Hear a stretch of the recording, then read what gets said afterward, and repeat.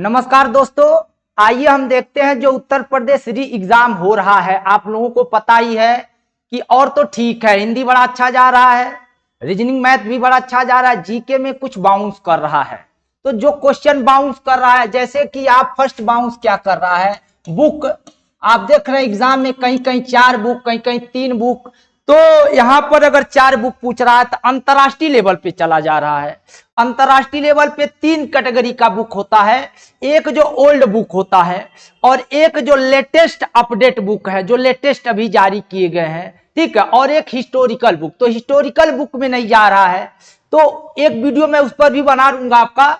और दूसरा आपका जो साइबर है, साइबर क्राइम पर बड़ा डीपली जा रहा है, तो उसके लिए मेरे पास 15-16 पीडीएफ है, जो आपको यहां पर मैं एक्सप्लेन कर दूंगा कितने पीडी मतलब उसमें कब कौन वर्ष है, या उसमें कौन शब्दावली है, कौन कानून बना, मतलब अच्छी तरह से है दोस्तों। और दूसरा तीसरा आप देखेंगे, एक आपका ये जो फुल फॉर्म जा रहा है, फुल फॉर्म पूछ दे रहा है, तो फुल फॉर्म में गौर करेंगे।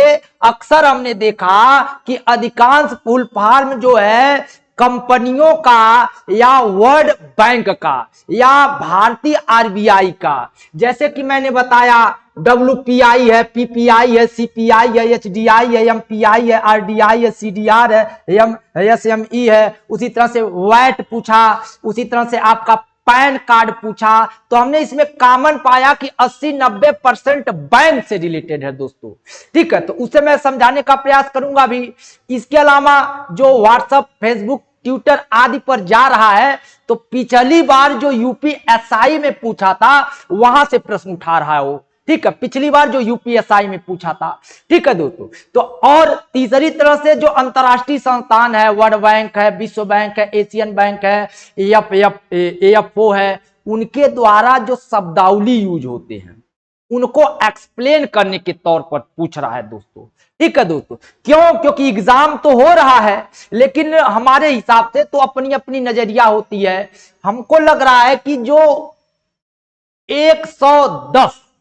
110 नंबर के अप और डाउन, अप का मतलब 115 हो सकता है या 105 भी हो सकता है दोस्तों, इसी के मध्य वह मेरिट बना सकता है।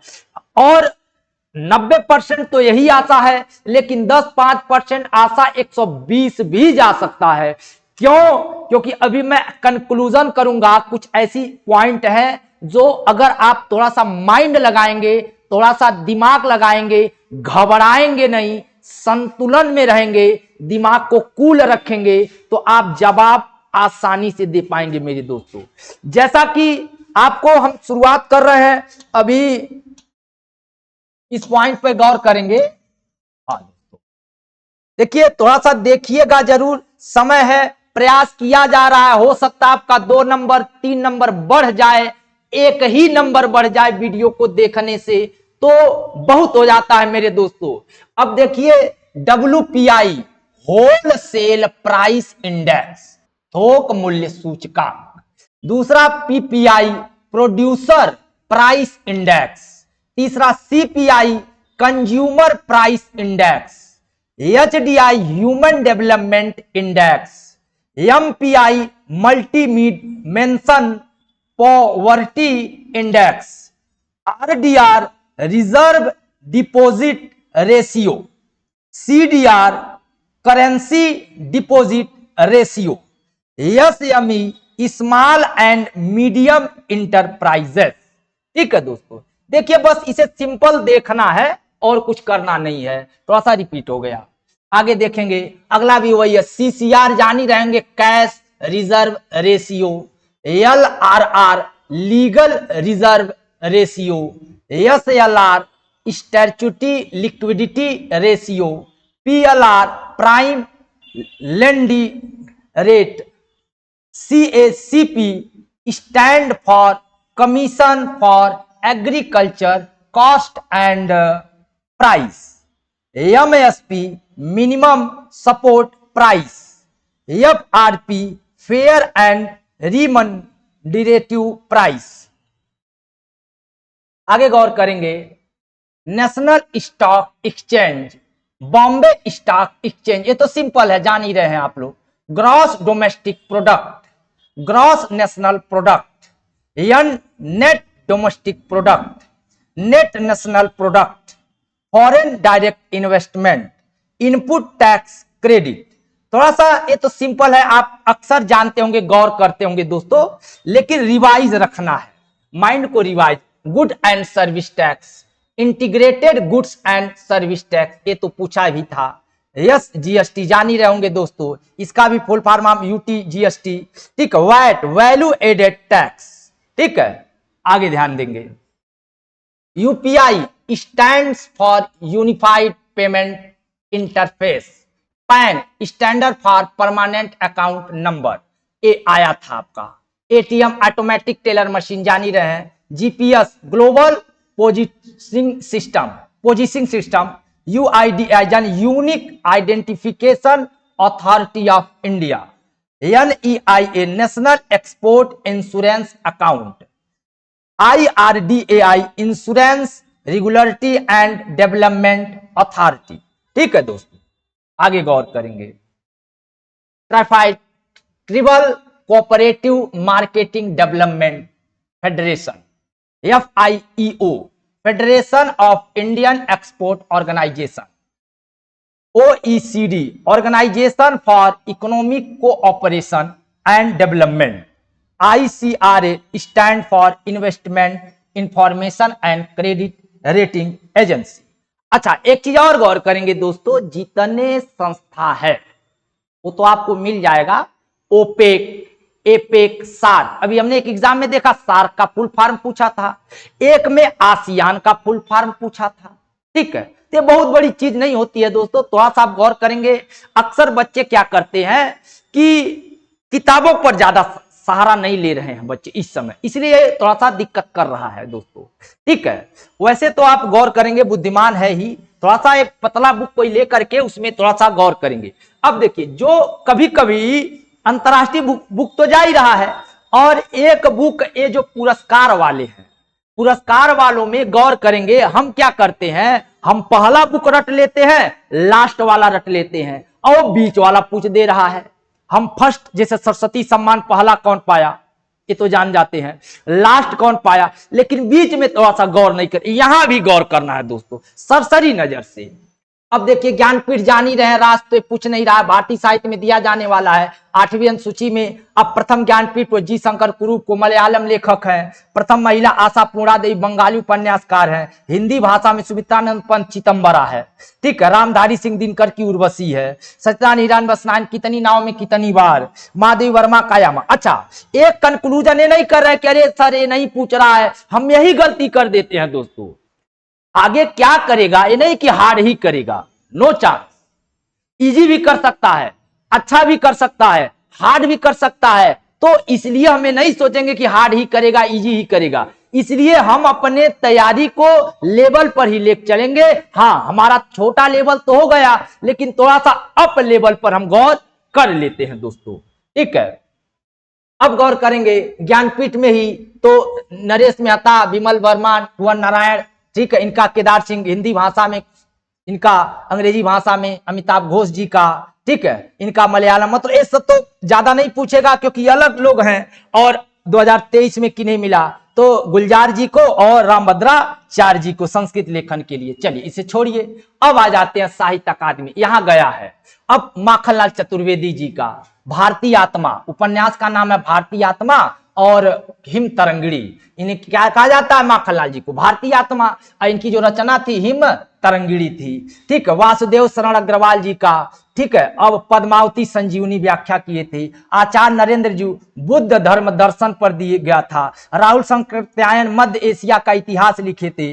रामधारी सिंह दिनकर संस्कृत के 4 अध्याय लिखे थे, उपाध्याय लिखा गया है। सुमित्रानंदन पंत कला और बूढ़ा चांद के लिए। अमृत राय कलम का सिपाही मुंशी प्रेमचंद वाले पर व्याख्या किए थे। सच्चिदानंद हीरानंद को अज्ञा जी को आंगन के पार द्वार, और भगवती चरण वर्मा जी को भूले विसरे चित्र, ठीक है। ये गौर करेंगे, आगे गौर करते हैं, क्योंकि बहुत ज्यादा आप तो पढ़े होंगे, थोड़ा सा एक बार रिवीजन। हरिवंश राय बच्चन 2 चट्टान, रामविलास निराली साहित्य साधना, नामवर सिंह कविता के नए प्रतिमान, भवानी प्रसाद मिश्र बुनी हुई रस्सी, हजारी प्रसाद द्विवेदी, आलोक पर्व, शिवमंगल सिंह सुमन, मिट्टी की बारात, भीष्म सांगरी, तमस, ये इंपॉर्टेंट है, अक्सर पूछ सकता है दोस्तों, तमस मस्ट इंपॉर्टेंट है। यशपाल, तेरी मेरी मेरी तेरी उसकी बात, कितना अच्छा है, मेरी तेरी उसकी बात, शमशेर बहादुर, चुका भी हूं मैंने, केदारनाथ अग्रवाल, अपूर्णा, और श्रीकांत मगध, नरेश मेहता, मतलब इस तरह से आप थोड़ा सा गौर करेंगे। अब यहाँ इतना थोड़ा सा गौर कर लेंगे, क्योंकि अभी हाल निर्मल वर्मा, कौवे और काला, सुरेंद्र वर्मा, मुझे चांद चाहिए, गिरिराज किशोर, ढाई घर, गिरजा कुमार माथुर, वक्त के सामने हूं, शिव प्रसाद सिंह, नीला चांद। तो इस पर थोड़ा सा देखिए, रटना नहीं होता है, आप थोड़ा सा गौर करेंगे, माइंड में बैठाएंगे, सब सही होगा दोस्तों। अब देखिए साहित्य, अब इन लोगों का थोड़ा सा देख लेंगे, ठीक है, विष्णु प्रभाकर, अर्धनारीश्वर, कमलेश्वर। अब देखेंगे जब इसे आप पढ़ेंगे तो कुछ जरूर याद होगा दोस्तों, प्रयास जारी रखना है हमें, नहीं है कि हम दिक्कत है ये हारा किसी, अच्छा किसी की सुनना नहीं है, वर्तमान में खुद कंक्लूजन करना है, ज्ञान बढ़ाने पे लगा रहना है, कैसा पेपर आया है बस थोड़ा सा उसका कंक्लूजन करते रहना है, और ज्यादा नहीं। अब आगे देखेंगे, व्यास सम्मान, तो प्रथम डॉक्टर रामविलास शर्मा, भारत के प्राचीन भाषा परिवार के लिए, शिव प्रसाद सिंह, नीला चांद, गिरजा कुमार माथुर, मैं वक्त के सामने हूं, धर्मवीर भारती, सपना भी है, और इनका एक आया भी था, अंधायुग, अंधायुग पूछा भी था, अंधायुग, ठीक है। हाँ, गिरिराज किशोर, पहला गिरमिटिया, चित्रा मुंगल का आवा, कृष्णा सोवती का समय सरगम, ये अभी हाल ही में पाई थी, ये याद रखेंगे। उसी तरह से व्यास सम्मान में मनु भंडारी की आत्मकथा है, एक कहानी अभी अमरकांत जी का, ठीक है, दशरथ मिश्र का आम के पत्ते, दशरथ मिश्र जी का पूछा था, नरेंद्र कोहली, न भूत न भविष्यत, कमल किशोर, ठीक है, सुनीता जैन, क्षमा, सुरेंद्र वर्मा, काटना समी का वृक्ष, और ममता कालिया, ये अभी हाल ही में पाई थी, ठीक है। तो हालांकि ज्यादा डीप नहीं लेकर जाएंगे क्योंकि बच्चों का समय, पुष्पा भारती, ये दो इंपॉर्टेंट है। ए डेट देखिए, इतने डेट को मस्त इंपॉर्टेंट रखिए, ए डेट मस्ट, क्योंकि डेट जा रहा है, थोड़ा सा पीछे डेट जा रहा है, ठीक है, तो ए डेट थोड़ा सा इंपॉर्टेंट रखिए, पीछे जा रहा है, ए डेट मस्ट, इसको जरूर याद रख लीजिए, इसको जरूर याद रख लीजिए, ठीक है। अब देखिए व्यास सम्मान में, अब ये तो क्या है जाने, रामविलास शर्मा, भारत का प्राचीन, सॉरी रिपीट हो गया, आगे गौर करेंगे। उसी तरह से इधर में अब देखिए सरस्वती सम्मान, अब देखिए यहां गया थोड़ा सा पलट दिया, हरिवंश राय बच्चन जी आत्मकथा लिखे थे, और इनकी 4 आत्मकथा है, क्या भूलूं क्या याद करूं, नीड़ का निर्माण, फिर बसेरे से दूर, और 10 द्वार से सोपान। अब इसमें भाग पूछा था, भाग 1, भाग 2, भाग 3, भाग 4, ठीक है। तो ये जो क्या भूलूं क्या याद करूं, ये भाग 1 है, हरिवंश राय बच्चन जी की जो आत्मकथा है 4 पार्ट में है, कितने पार्ट में, 4 पार्ट में। तो इसका जो प्रथम पार्ट है, इस प्रथम पार्ट के चौथे में, 2 जगह चौथा है, के चौथे में, और ये थोड़ा सा लेटेस्ट, ठीक है, ये इंपॉर्टेंट है, थोड़ा सा गौर कर लें क्योंकि पीछे जा रहा है। अब 33वां प्रभा वर्मा, अब सूर्यवंशम के पास चला जाएगा, दशरथ मिश्र के पास चला जाएगा, और इनके पास जा सकता है, पीछे जा रहा है, पीछे जा रहा है दोस्त, और ज्यादा नहीं, ये 4-5 साल जा रहा है, गौर कर लेंगे, आगे ध्यान दे देंगे।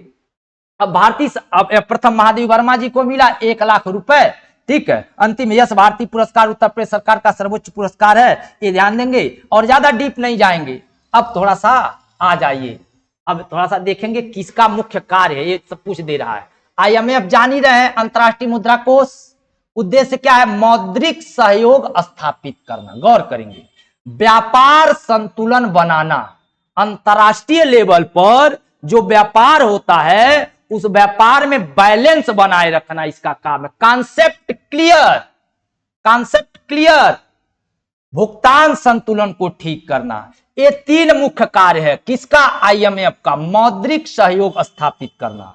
और अध्यक्ष क्रिस्टीना लेगार्ड, गौर करेंगे, एक पेपर में अंतरराष्ट्रीय मजदूर संघ जो है, ठीक है, ILO, उनके अध्यक्ष के बारे में बोला था जो इलोवा है, तो वो पूछा था, इसलिए क्रिस्टीना लेगार्ड जो है ये महिला है, क्या है, फीमेल है, तो अक्सर गौर कर लेना चाहिए। और मुख्य कार्य है, अब स्थापना तो बताने की जरूरत नहीं है, मुख्यालय जान ही रहे, वाशिंगटन DC है, और हम्पशायर अमेरिका का एक शहर है, हम्पशायर में इसका गठन हुआ था 1944 में, 45 में 46 में कार्य करना प्रारंभ, तो ज्यादा पूछ नहीं रहा इसलिए छोड़ देंगे उसे।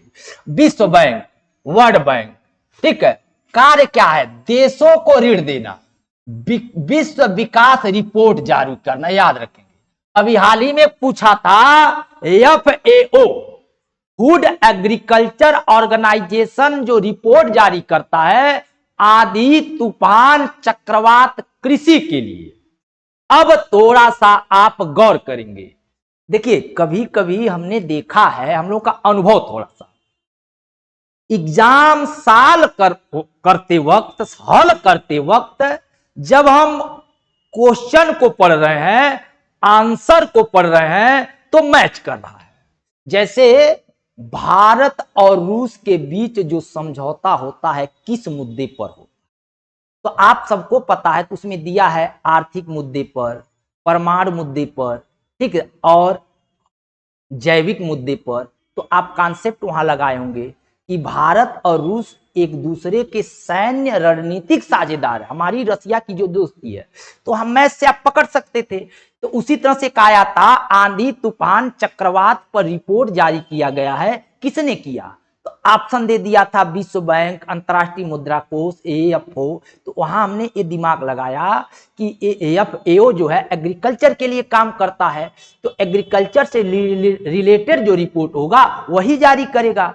उसी तरह से अब विश्व बैंक जो है पुनर्निर्माण मतलब एक विकास के लिए नहीं, पुनर्निर्माण। अगर मान लीजिए आपदा आए, तूफान आए, दुनिया उजड़ पजड़ गया, बाढ़ आ गया, तो उन्हें रिकंस्ट्रक्शन करने के लिए, पुनः स्थापित करने के लिए यह सब कुछ करता है। इसके 5 सदस्य होते हैं। अंतरराष्ट्रीय पुनर्निर्माण विकास बैंक जिसे हम IBRD कहते हैं, एक है अंतरराष्ट्रीय विकास बैंक IDA। अब फर्क सबसे पकड़िएगा कि अंतरराष्ट्रीय विकास करने का काम किसका? IDA का। अब पुनर्निर्माण कार्य करने का कार्य किसका? IBRD का। उसी तरह से अंतरराष्ट्रीय वित्त निगम, इंटरनेशनल फाइनेंशियल कॉर्पोरेशन, अंतरराष्ट्रीय वित्त संबंधित, धन संबंधित आर्थिक सहयोग, ये गौर करेंगे। बहुपक्षीय निवेश गारंटी, अर्थात अब आपसे पूछ दे कि निवेश संबंधित, इन्वेस्टमेंट संबंधित रिपोर्ट कौन जारी करेगा? तो मीगा करेगा। उसी तरह से निवेश विवादों को सुलझा, दोनों में फर्क है, ये निवेश करवाएगा और ये निवेश विवादों को सुलझाएगा, ICSID। और जानते पांचों किसके सहायक हैं? विश्व बैंक के। अब विश्व बैंक करता क्या है? देशों को ऋण देता है और विश्व विकास रिपोर्ट जारी करता है, WDR के नाम से, वर्ल्ड डेवलपमेंट रिपोर्ट। ठीक है दोस्तों, चलिए नेक्स्ट देख लेंगे। अब देखेंगे WTO, यहां से प्रश्न गया, इनके बारे में पूछा। क्यों पूछा? लॉजिक है। फर्स्ट ए फीमेल है, दूसरा पहली अश्वेत महिला है, कोई महिला पहली बार WTO की अध्यक्ष बनी है। ठीक है, विश्व व्यापार संगठन 1995 में गठन हुआ और पेरिस में इसका मुख्यालय है। आप जानते हैं 1 मई को अंतरराष्ट्रीय मजदूर दिवस मनाते भी हैं। ठीक है, गौर करेंगे किस तारीख को दोस्तों? 1 मई को। एक देखिए अंतरराष्ट्रीय दिवस भी पूछ रहा, तो उस पर भी मैं एक वीडियो लाऊंगा, प्रयास करूंगा आपके सहयोग में दोस्तों, ताकि आप सफल हो जाए। ठीक है, आगे देखेंगे व्यापार पर समझौता, जीवन स्तर में वृद्धि। अब देखिए दुनिया में जीवन स्तर पर वृद्धि करने पर रिपोर्ट कौन जारी करेगा? WTO। सतत विकास, सतत विकास का मतलब होता है चौमुखी विकास, धीरे धीरे, स्लोली। जब कोई चीज धीरे धीरे विकसित होता है तो चौमुखी होता है और उस विकास में कोई नुकसान नहीं होता है, तो इसी को हम बोलते हैं सतत विकास। ठीक है, संसाधन का दोहन, किसी देश के पास जितना संसाधन है उसका कैसे दोहन हो, इन चीजों के लिए कार्य करेगा। वस्तु सेवा उत्पादन एवं प्रसार, जितने वस्तु होते हैं उनका उत्पादन, उनका प्रसार करवाना, ये इसका कार्य है। इसकी अध्यक्ष वर्तमान में डॉक्टर न्यूजी ओकोंजो इवेला है। अब ये पूछ चुका है दोस्तों। तो यहां से प्रश्न गया इस रूप, किसी न किसी रूप में जा रहा है वो किसी के पास एग्जाम में, चाहे फुल फॉर्म पूछ दे रहा है। ठीक है, चलिए अगला देख लेंगे, एक शब्द है AIIB, Asia infrastructure investment bank. अब देखिए, एशिया इंफ्रास्ट्रक्चर डेवलपमेंट बैंक 2015 में बना है दोस्तों।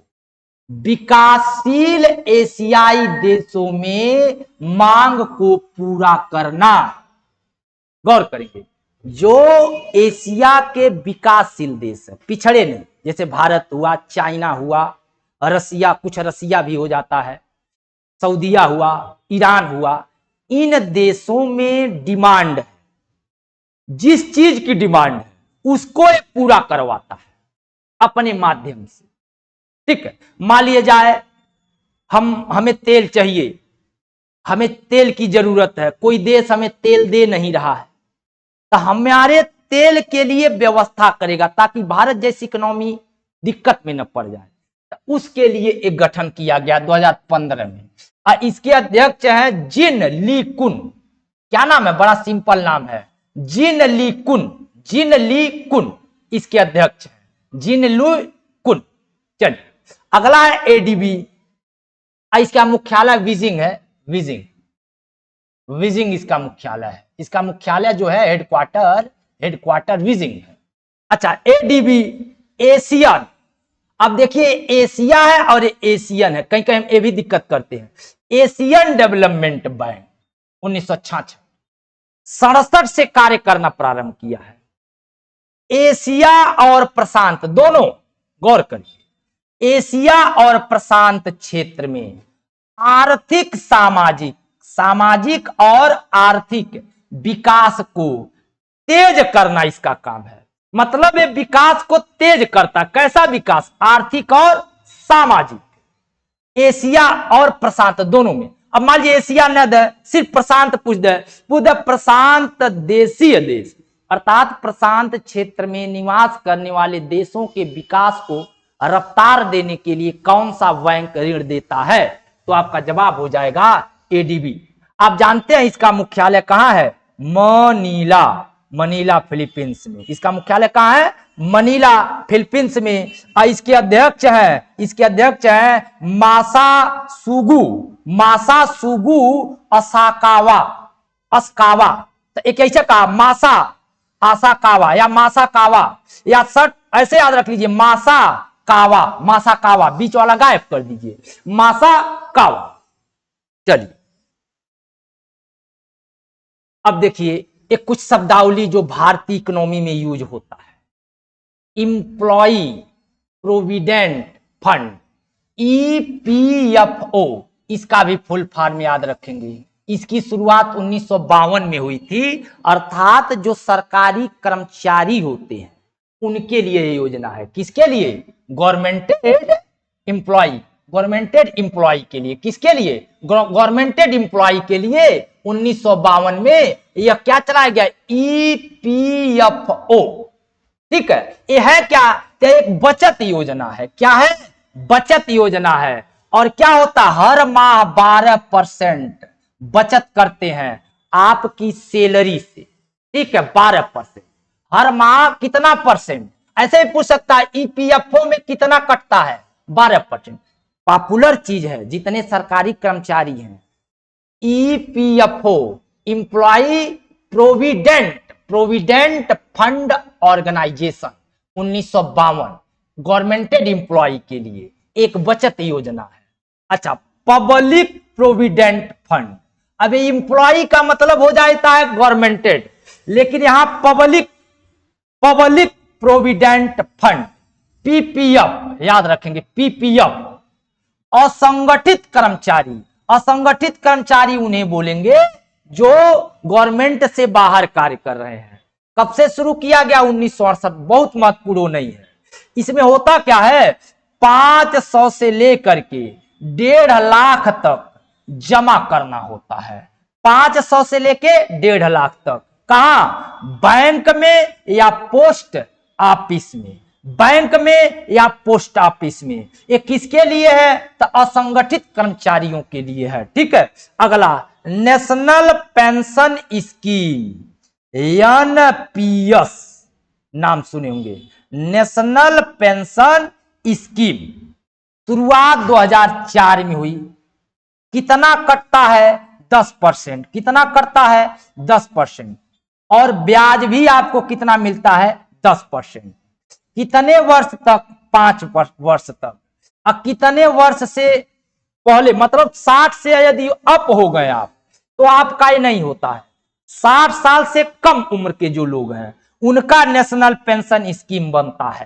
ठीक है, गौर करेंगे दोस्तों। यहां शब्दावली भी अब अगला देखेंगे, बहुत चर्चा में हुआ, पिछली बार पेट के एग्जाम में लाया भी था, एलपीजी। अक्सर अगर हम गौर नहीं करेंगे तो एलपीजी का मतलब मार देंगे लिक्विड पेट्रोलियम गैस, लेकिन एलपीजी को अगर इकोनॉमी में देखेंगे तो लिबरलाइजेशन, इसे हम बोलते हैं हिंदी में उदारीकरण।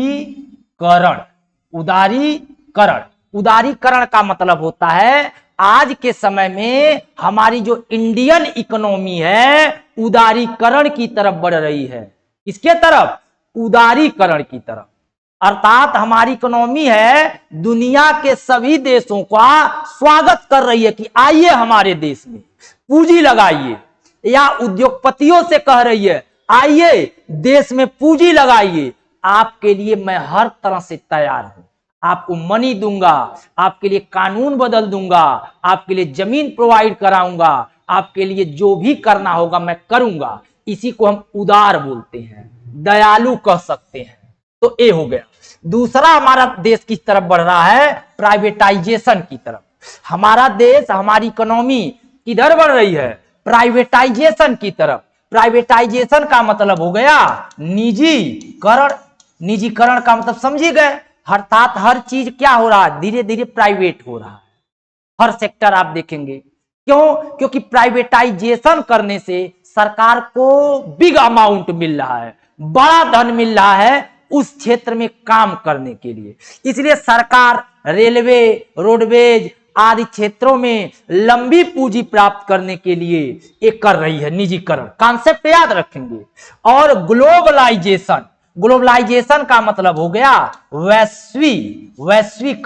वैश्वीकरण, अब यहां वैश्वीकरण से आशय क्या हो गया? हमारा देश विश्व के साथ कदम से कदम मिला के चल रहा है।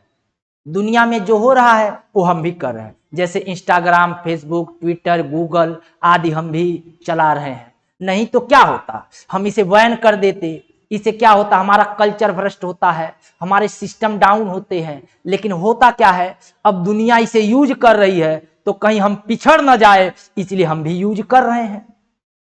फिल्मों की बात हुई, फिल्में समाज में अच्छा इंपैक्ट नहीं डालते हैं, फिर भी दुनिया इस तरफ जा रही है तो भारत भी इस तरफ जा रहा है। मतलब देखी देखा पाप, देखी देखा पुण्य, उसी को बोलते हैं वैश्वीकरण। हम दुनिया की तरफ जा रहे हैं। तो ये 3 शब्द याद रखेंगे, उदारीकरण, निजीकरण, वैश्वीकरण, लिबरलाइजेशन, प्राइवेटाइजेशन, ग्लोबलाइजेशन, एलपीजी। अच्छा, एक शब्द आ गया ग्रेच्युटी। ग्रेच्युटी, ग्रेच्युटी, ग्रेच्युटी का मतलब क्या होता है? कंपनी का कर्मचारियों को इनाम।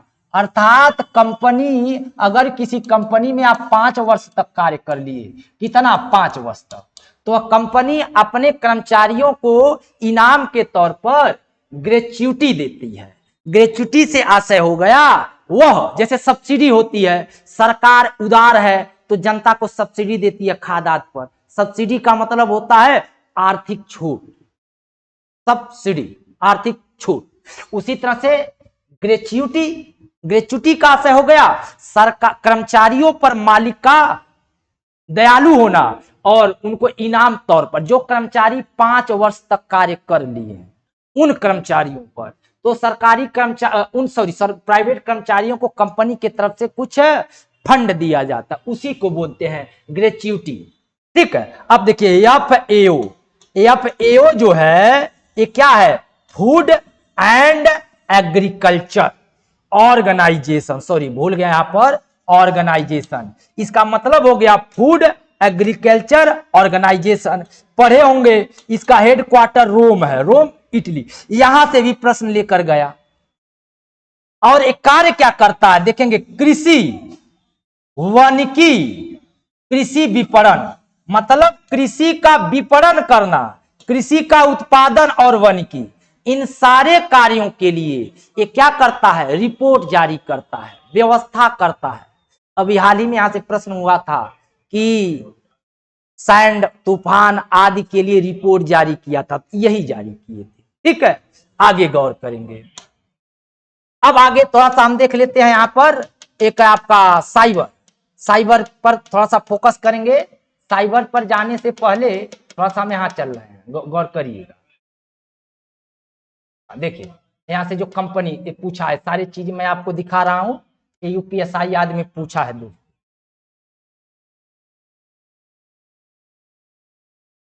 अब थोड़ा सा प्रयास कर रहा हूं, सिंपल पहले जान लेंगे फेसबुक क्या है। 2004 में बना, कैलिफोर्निया में बना। अच्छा, और संस्थापक है मार्क जुकरबर्ग और सीईओ भी है मार्क जुकरबर्ग। और 2021 में इसका नाम क्या पड़ गया, मेटा। क्या पड़ गया, मेटा। उसी तरह से इंस्टाग्राम पर आएंगे, 2010 कैलिफोर्निया में ही संस्थापक केविन सिस्टाट्राम है और माइक क्रेगर है और सीईओ है एडम मोसेरी। ठीक है। अच्छा, व्हाट्सएप पर आएंगे, 2009 जान ही रहे, कैलिफोर्निया और संस्थापक है जेनकूप और ब्रायन एक्टन और सीईओ है जेनकूप। और उसी तरह से यूट्यूब 2005 चार्ड हर्ले, स्टीव चैन और जावेद करीम, सीईओ है नील मोहन। कितना सिंपल नाम है, नील मोहन। भारतीय है, इंपॉर्टेंट हो जाता है, पूछ सकता है, नील मोहन। आगे उसी तरह से ट्विटर जाने, 2006 में भी कैलिफोर्निया में जैक डोरसी और नूह ग्लास, विज स्टोन और इवान विलियम्स। ठीक है, सीईओ है लिंडा याकारिनो। और जुलाई 2023 में नाम पड़ गया यक्स। अब वर्तमान में इसे किस नाम से जानते हैं, यक्स के नाम से। लिंक्डइन कैलिफोर्निया ये भी है, संस्थापक है रीड हॉफमैन 2003 में और रियान रोसलास्की और प्रोफेशनल नेटवर्किंग साइट है। अब याद रखेंगे प्रोफेशनल नेटवर्किंग, ऐसे पूछेगा इसमें से कौन प्रोफेशनल नेटवर्किंग साइट है। प्रोफेशनल का मतलब इसका संबंध जॉब से है। एक प्रकार से यहां आप अपना अकाउंट बनाते हैं, अपना बायोडाटा डालते हैं और यह आपके बायोडाटा को वायरल करता है। और जिस भी किसी कर्मचारी को या किसी कंपनी को, किसी व्यक्ति को आपकी आवश्यकता है तो आपके बायोडाटा के हिसाब से वो आपसे कनेक्ट हो सकता है, आपको कॉल कर सकता है। तो ये भी याद रखेंगे। अब देखेंगे टेलीग्राम संयुक्त अरब अमीरात का है, संस्थापक है पावेल ड्यूरोग और सीईओ है पावेल ड्यूरोग, संयुक्त अरब अमीरात। गौर करेंगे। ठीक है, अब देखिए इस पे प्रश्न पूछा गया। जनवरी 2021 तक उपलब्ध जानकारी के अनुसार फेसबुक के वर्तमान सीईओ, तो बड़ा सिंपल है, मार्क जुकरबर्ग। ठीक है, अगला अब देखेंगे वर्तमान में मेटा प्लेटफॉर्म, पूर्व में फेसबुक के सीईओ मार्क एलिट जुकरबर्ग ने फेसबुक की शुरुआत फरवरी 2004 में। फेसबुक वर्तमान में मेटा एक American online social networking site है, सोशल नेटवर्किंग। इसका मुख्यालय मेनलो पार्क कैलिफोर्निया अमेरिका है। ठीक है, अगला फेसबुक का कौन सा प्लेटफॉर्म आसानी से वास्तविकता से संबंधित, गौर करेंगे, इंपॉर्टेंट। ठीक है, अब देखिए पूछा है ऑनलाइन यूपीएसआई में, ये भी यूपीएसआई में पूछा है। तब फेसबुक का कौन सा प्लेटफॉर्म आभासी वास्तविकता, वर्चुअल रियलिटी। ठीक है, तो कौन है, ए ऑप्शन है, देख रहे हैं, ओकुलस। अब देखेंगे फेसबुक अब मेटा का ओकुलस प्लेटफॉर्म आभासी वास्तविकता, वर्चुअल रियलिटी से संबंधित है। ओकुलस को प्रथम बार संचालित करने के लिए ओकुलस ऐप चलाने वाला स्मार्टफोन आवश्यक है। ठीक है, तो इंपॉर्टेंट है, आगे गौर करेंगे। अब देखेंगे फेसबुक का मुख्यालय, तो सिंपल सी बात है, कैलिफोर्निया अमेरिका।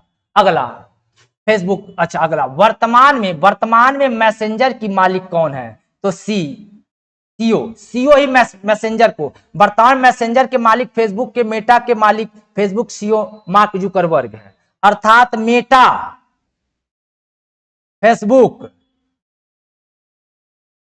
और कौन, मैसेंजर, ये तीनों के कौन है, फेसबुक। अर्थात मैसेंजर क्या, फेसबुक कॉलिंग जो देता है वो सिस्टम। अगला देखेंगे